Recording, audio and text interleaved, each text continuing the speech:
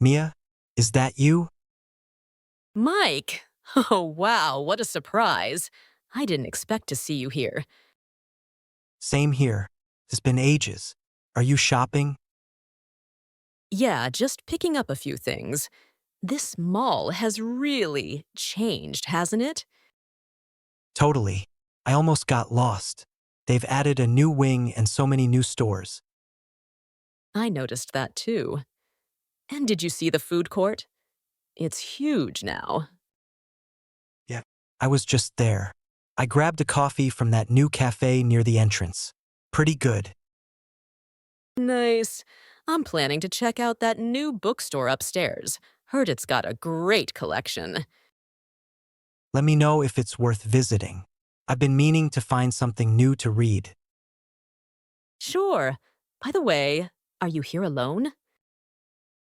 Yeah, just a quick visit after work. Thought I'd beat the weekend crowd. Good idea. It gets packed. Anyway, it was really nice running into you.